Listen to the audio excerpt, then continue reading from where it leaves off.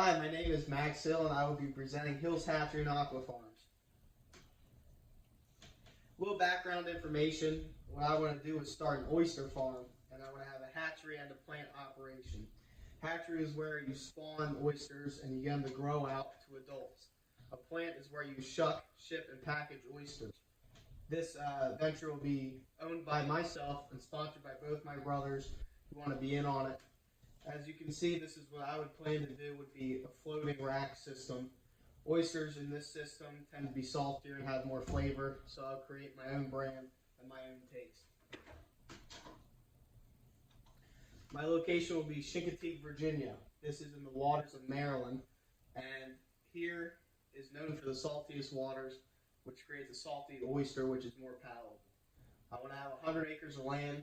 80 of those acres will be water and 20 will be land. I need so many acres for land so I can have a big plant to ship my product. And why I chose this location is the water stays warmer, which in turn creates a longer growing season, so I can spend less money on growing my product and more money on shipping it. As you can see, Chincoteague is very close to Pocomoke City. Pocomoke City, Maryland is a major tourist destination. My products I will offer people are oyster seed. Oyster seed are baby oysters that I will ship other operations to grow out. And I can patent these oysters, so for every oyster sold I will be making money. Whole oysters is a specialty market. These will be shipped locally and internationally in the long run. And you get more money for whole oysters than shucked oysters. Shucked oysters are oysters that are taken out of the shells, put into pints, quarts, and sold. Whole oysters offer a different experience.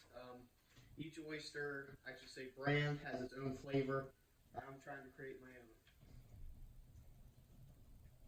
Customers, as I said in the previous slide, I'm going to focus on individuals. These are people who walk into my hatchery and want oysters. Unfortunately, they will be charged the most because they are considered a specialty market. Local markets, what I intend to include are restaurants and actually stores as well. Local markets are within 50 miles and can be shipped without a refrigeration truck, strictly on ice. Wholesale is where most of my money will go. While my graph says 50% will be the private businesses such as local markets and 50% will be wholesale. Wholesale will generate a lot more money because I'll be shipping more product through them. Wholesale, when you sell oysters, you do not lose your product's name. They keep your name throughout the whole thing. You're just paying a lower price to ship, and they're buying it for cheaper. Prices.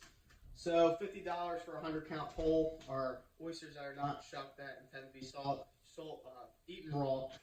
And these oysters make more money for my company than shucked oysters. Although there's a large market for shucked oysters, and I can sell them at $18 a quart.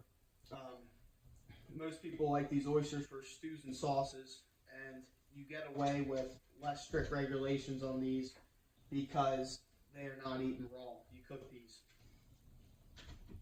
These are shucked oysters. Employees, through my largest time, I would plan on having 10 starting out, just be me and my brothers.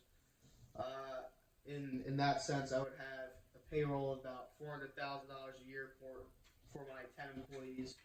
Pay would start about $10 an hour for summer help and peak about $50,000 salary. So my employees can trust in me, even though if my crop were to fail, they'd still be getting paid. And which leads me to my next point, cost of operation. It'd be about $1 million to start, and fortunately we would have the loans in place before we started. And it cost about $250,000 a year to run once we had all of our equipment and property. Revenue. We're going to bring in about $5 million per year when we have 10 employees. And the larger scale we operate, we will need more employees, and it will still level out to about $5 million a year. And that is my business plan. Thank you for your time, and thank you for a great semester.